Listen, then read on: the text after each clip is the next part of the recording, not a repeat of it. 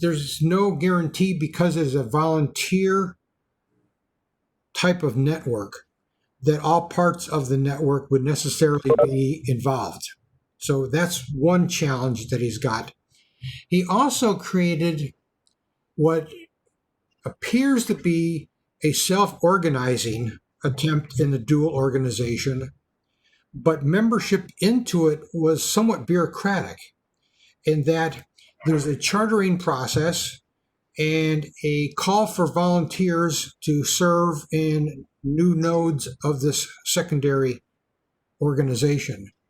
So he effectively starts to get into a network that is self-organizing, and while the need for new nodes or new organizational changes in that network are self-organizing by the members in that volunteer shadow organization, really, it's also controlled by the bureaucracy itself. And as a result, the dual organization operates in the background as a network to create, maybe a little bit more explicitly, the informal network that's always in place.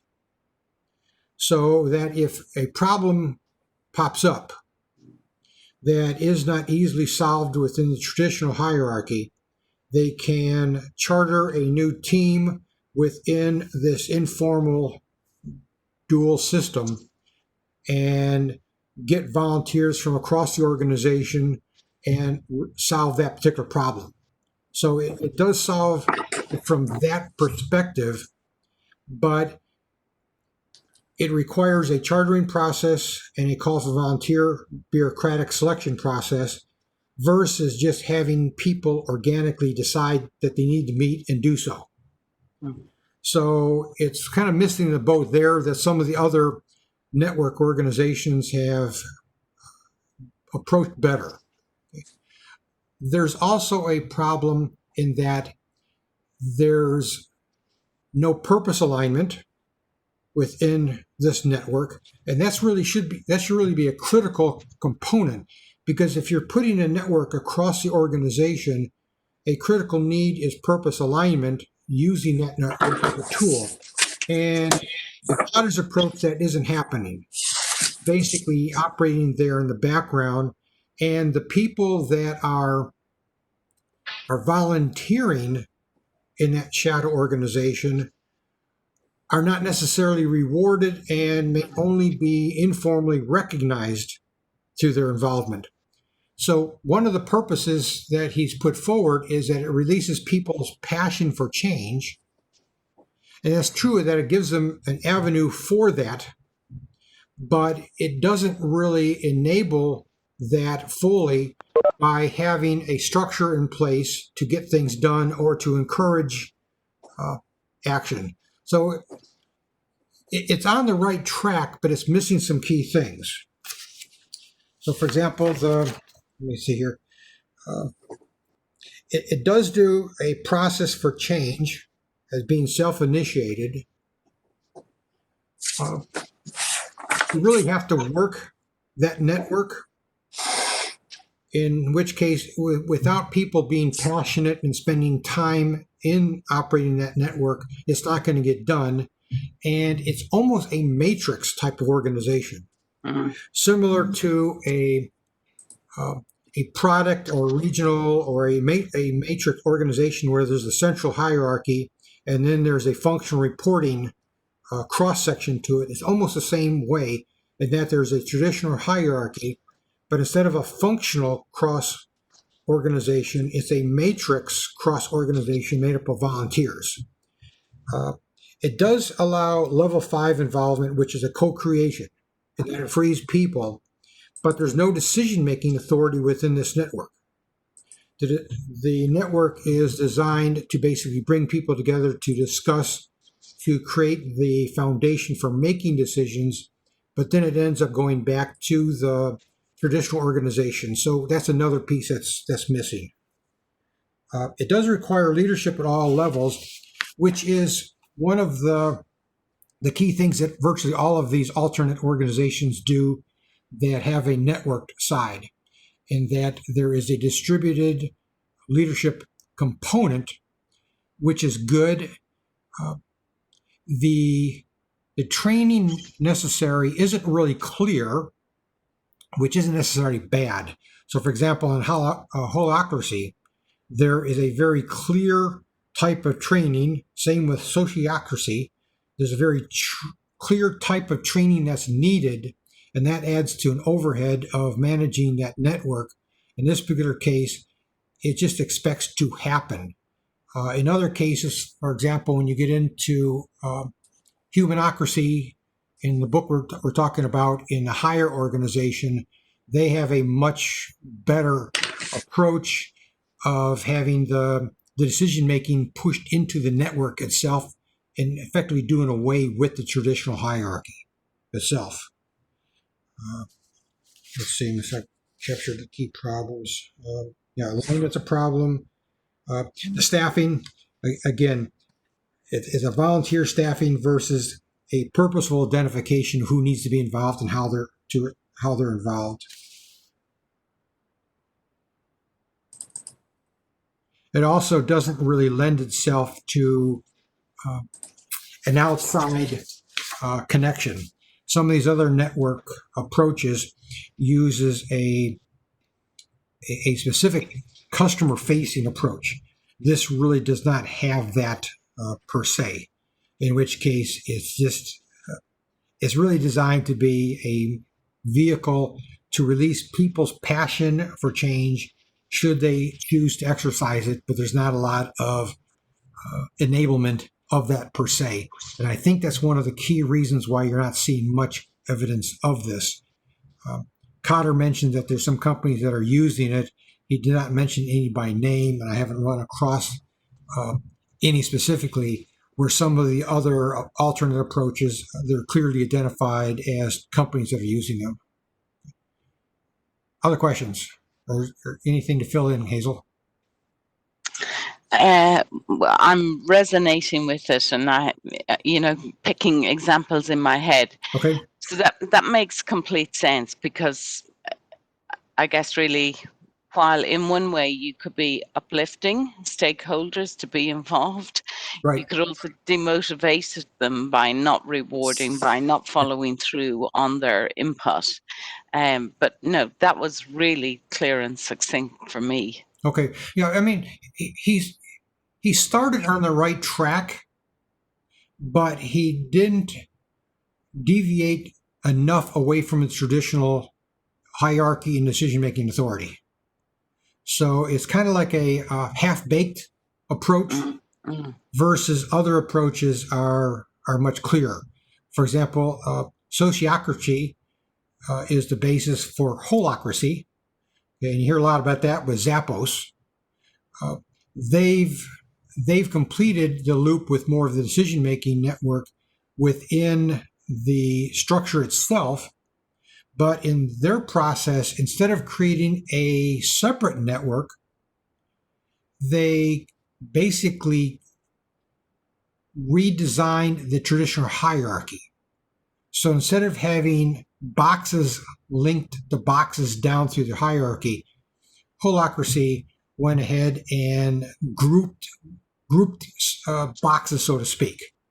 So instead of having a hierarchy of boxes, they created a hierarchy of teams, or they call it a hierarchy of circles. So they've given the teams some self-direction that way, but they haven't really deviated away from the hierarchical decision-making itself. There's still a top-down authority. The only difference is that they've been clear as to decision-making at each level. But there's always been some decisions at each level anyway. They just made it clear. In the process, though, they added a lot of overhead in how they clarify that decision right at each circle, as well as the training process.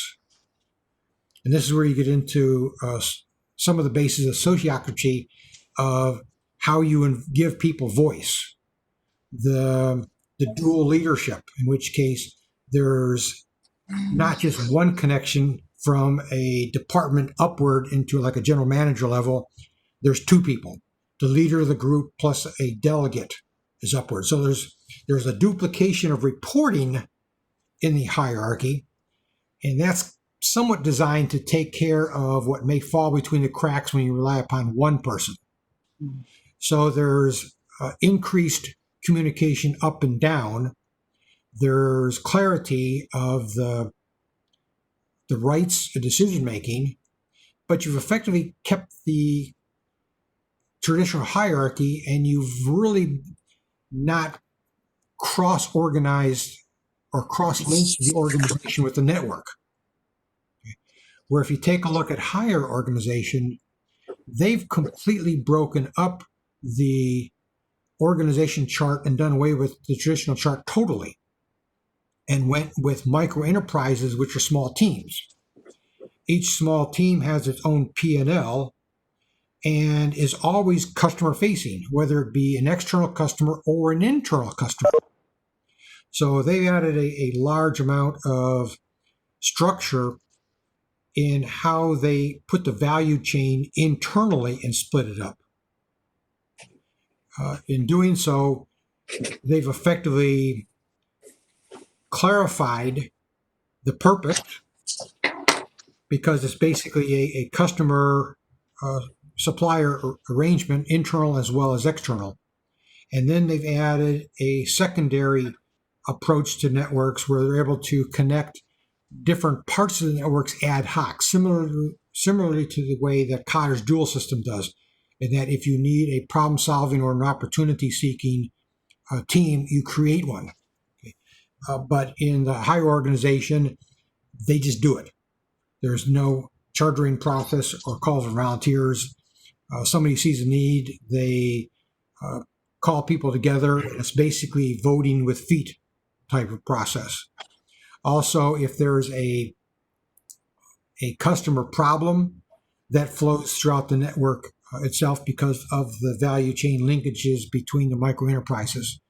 They've really enabled internal competition, even, in which case if there's an internal function that is not meeting its need, the people that are, or the groups that are needing that service, they have a right to go external for that service. So all your staff functions effectively are competing with external suppliers.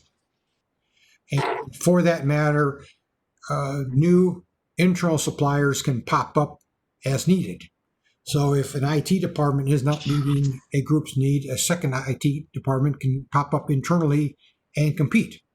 So there's a lot of internal competition. The problem I've found so far with the higher organization is how they take care of the transfer pricing. Okay. I was involved with something similarly years ago with transfer pricing internally, so that you have multiple P&Ls in the company. But the transfer pricing by definition is a win-lose type of arrangement. And those were always very difficult decisions. Hire approached it with a template approach of how to effectively negotiate a price transfer, how they can renegotiate annually or at will if one party chooses to call for renegotiation, and also how to share benefits, so that if the balance in the transfer pricing is changing over time, how that can automatically share so that one side is not taking advantage of the other. Unfortunately, that detail is not in the book, and that's one of the missing pieces. So you can't necessarily take Hire's approach to networking and use it easily, because Hire invented that template for transfer pricing, and they either haven't shared it or there's something confidential about it, because it did not make it to any part of the book that I've been able to find. So, based on what you've explained, a lot of within the industry I'm in, it's more the leadership makes the decision rather than the micro enterprises. Yep. Although for me, it helps when I can identify with what you're talking about. So how are, I, I think there's a greater need to actually have the micro enterprises now, with certainly within the healthcare world. Yep. I guess the bit that is, how would you get an organization to go from very much more the bureaucracy, the very structured, to the more efficient structure that you've described? Because that's organizational change at a whole different level. Yep. And even to get them to understand what it's about would be a problem, unless you have somebody with, which is rare, with the knowledge, that you've shared, in my experience anyway. That's a challenge. When you take a look at most of these, a lot of alternate structures basically started as a startup organization. So they went from a traditional startup hub and spoke founder organization, and instead of building into a traditional hierarchy, they built into a network. So that was easy because it's a natural transition if you purposely design it that way. The bigger challenge that you're mentioning is, what do you do if you're at a mature organization? How do you shift? This is where, take a look at Nucor, or if you look at Humanocracy, the Nucor explanation is excellent in there. They basically did it with a whole series of pilot tests. They started at a plant level, asking permission to have the worker team levels do certain decisions themselves.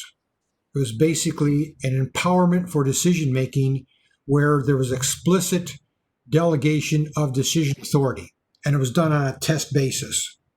And in the process of doing it as a test basis, they were able to identify the efficiencies that they got. And the efficiencies were great enough that it started to pull the change to other parts of that plant and then into other plants.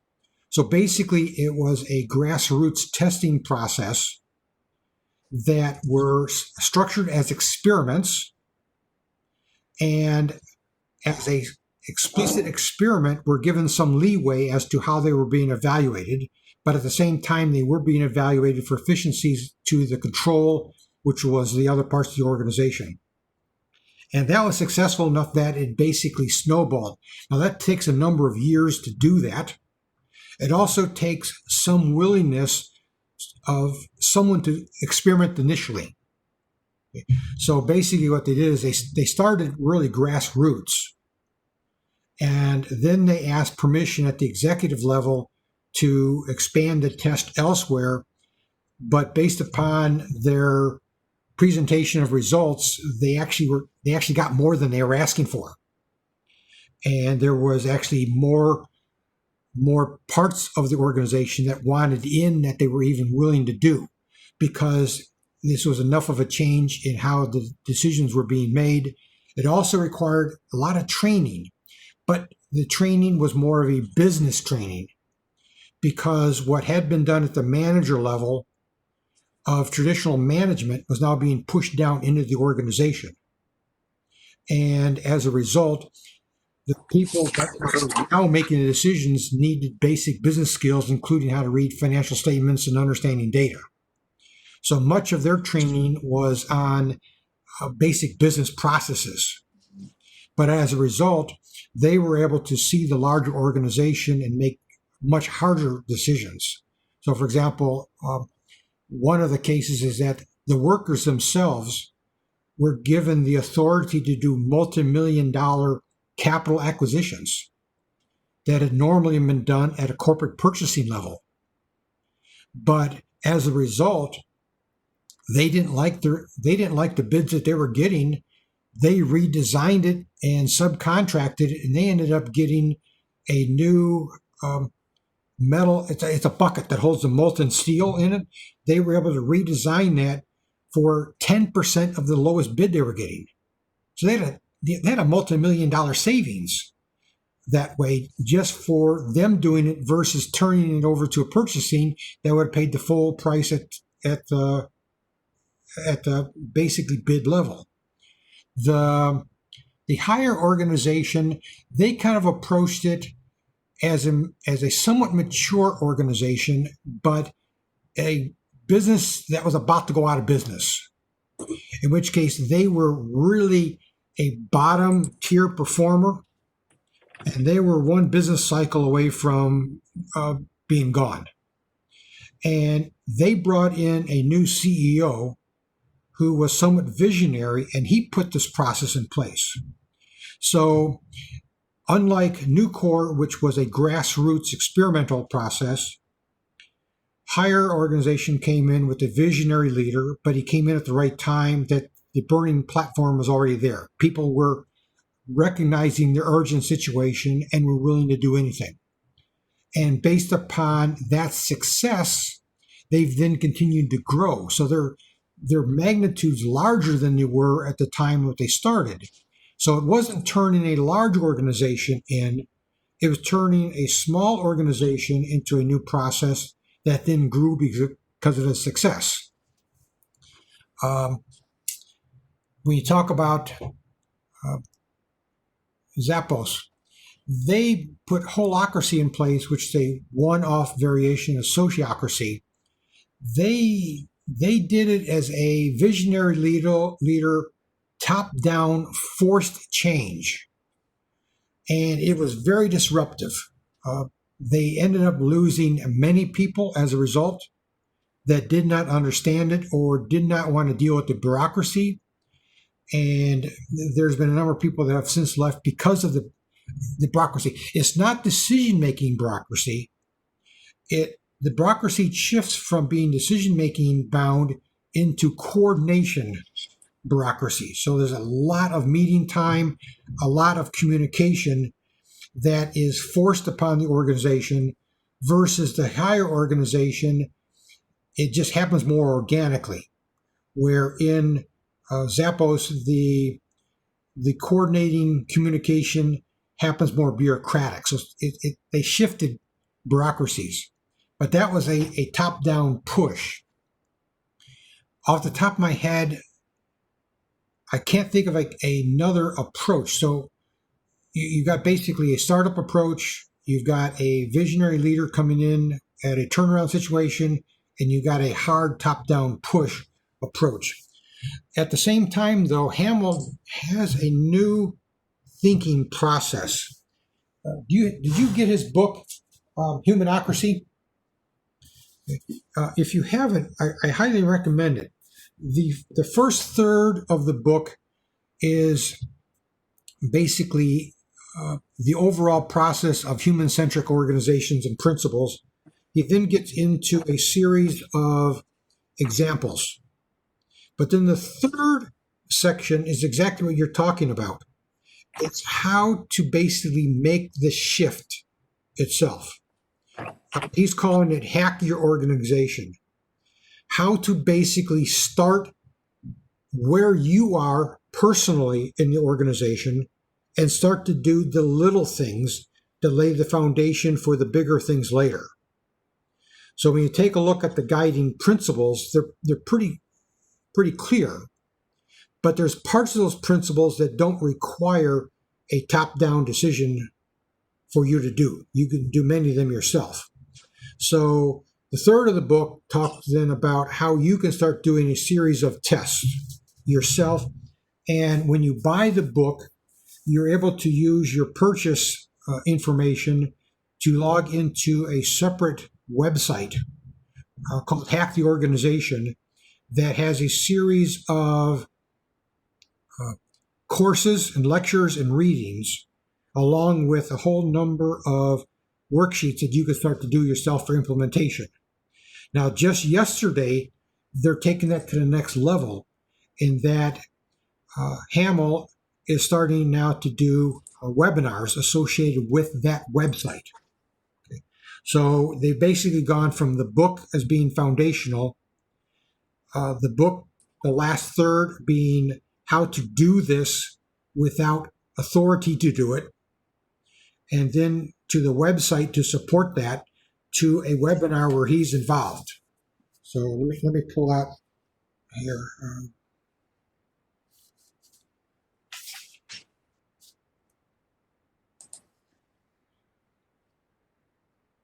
Shifting to the book now. So, for example, in the book, the last part he's got, it's called Start Here. How to detox yourself as a bureaucrat. Okay. We don't think of the paradigm we live in because we live in it. So the whole approach here is how to recognize the bureaucracy that you're living without recognizing that you're living it. How to give away power, okay, which is the whole idea. If you're going to decentralize decision making, you're giving away power. So it's basically how to see power, how to give it away, how to set direction, how to build skills in others, how to do coordination. Again, some of the work that Reg and I are doing focuses on the coordination that we're using. We're using a micro enterprise approach for the organization, but then we're overlaying that with a purpose alignment team. So like Kotter's dual organization, instead of putting a network on the backside of a hierarchy, Reg and I are shifting the hierarchy to the network and then putting a higher level network on the backside of that, just for purpose alignment. How to organize work, how to identify problems, how to approach them differently, how to crowd, and then he's got a section on how to actually get this done. So, for example, how do you identify problems that you want to attack? How to then identify the processes and policies that are associated with those problems. Those are the barriers. What are the guiding principles that are in place now that are barriers, and how can you change those guiding principles? And guiding principles is a key thing for self-organization. If you can identify a few key things that you could put down into an organizing environment, those few principles then can guide decisions without micromanaging those decisions. That's a key part. And that gets back into complexity science within organizations of how do you drive organizations through the culture. And that's the principles. And then the last chapter then is how to scale it up. After you got a few areas of success personally at what you're doing, how to then involve others in the organization to basically do what Nucor did. In that you've got a few experiments you're doing yourself. How do you get other people's activities involved within that area? And this is then where he gets into rethinking change. A lot of what Reg and I have been trying to do is have people rethink change itself. And I even catch myself doing it a lot myself, in that we get into a default of thinking traditional, episodic, disruptive change. We don't think about competencies driving change.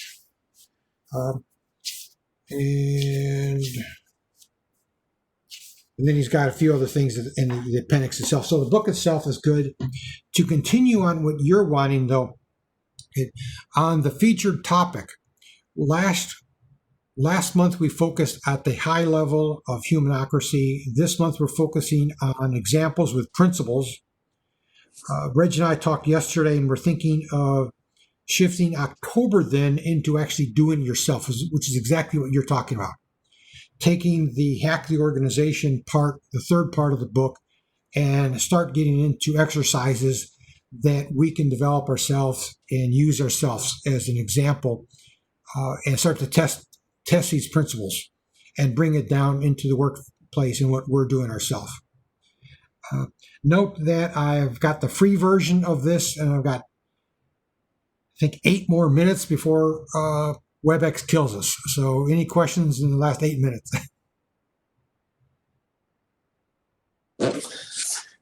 Hazel, I need your microphone on.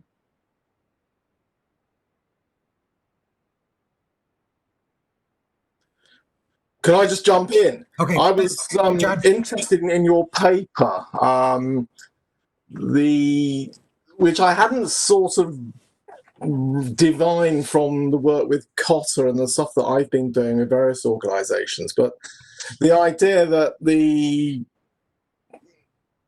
sort of dual operating model is not about having cross-cutting, cross-cleavaging, matrix-style organisations. Right. As a sort of temporary or working group type approach in companies, but it's actually about a more formalized structure alongside the existing hierarchy. Because I've been seeing it very much as the former.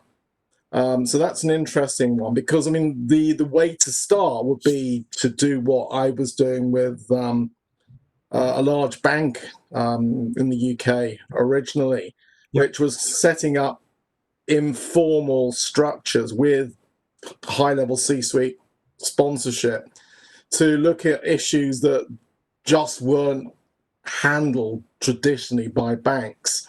Right.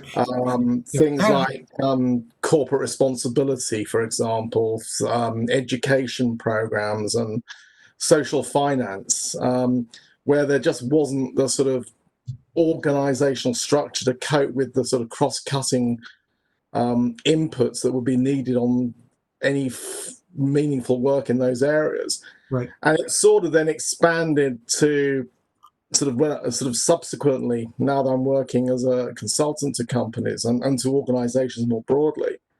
To a large extent, what you're saying is what most organizations have been doing for years with informal ad hoc teams. But encountering the problems that you've outlined in the paper here and the ones that Kotter recognised. Right. I mean, I just very fortunate once to bump into John Kotter at an academic conference, and then we got stuck at an airport in Finland together for a couple of hours. And I started talking to him about a cricket club. Now, very strange for me to talk to an American about cricket. But he was very interested in the organisational dimension of it, and as a result of which he followed up that conversation a few weeks later and sent one of these people emailed me to see whether they could help with sort of building a strategic approach to developing cricket clubs as a sports club. And so that's where my interest started. And I'm probably a Trotskyite, so I believe in perpetual revolution. But I always thought the limitations of the 8-step change approach, Kotter's original approach, was the fact that it was a sort of an episodic approach. Right. And now, of course, he produced one that's more circular, which I've discovered after my experience with running a cricket club and implementing the process there is actually has its drawbacks as well. But I think just starting with the sort of working group mentality, and that will, if it works, then it will spawn other working groups and other similar approaches within a company, and then you might build that more formal structure that you were talking about. Yeah. He's on the right track. I think he needs a third book though to finish it,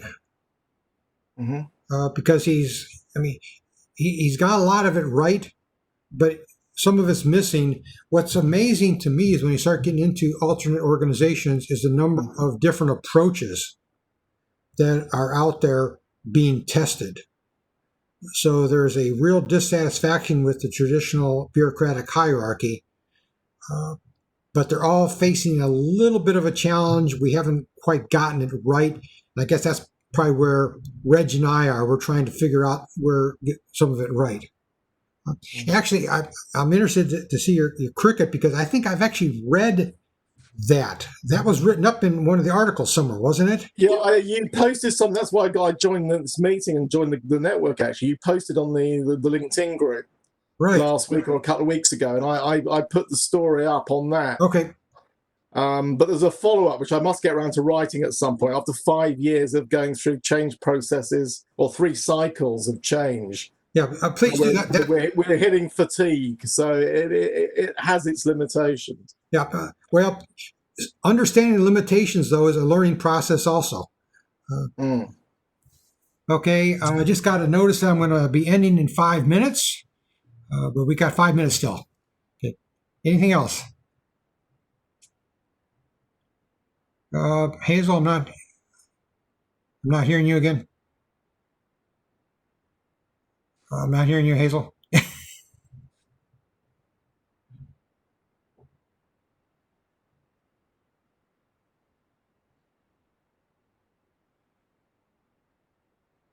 Okay, James, any comments from you?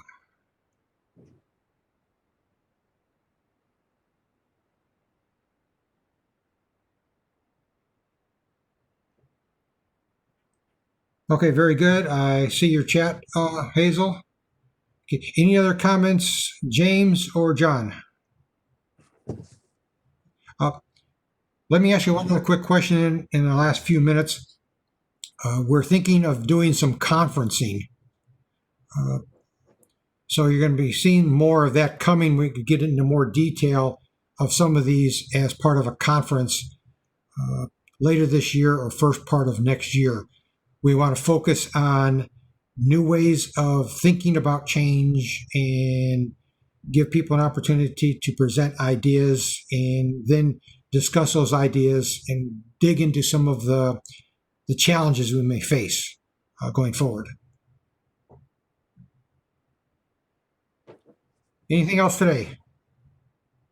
Well, it's I think the recent experience of the fact that people are now, everybody's on calls like this makes it much easier. I mean, I've run webinars for years, and I have found it so much easier in the last few months to convene people on calls. I know. Nobody's too old anymore. Yeah. Actually, the ability to be vulnerable online is something that we haven't really spent a lot of time learning over the years. Okay, anything else? Okay.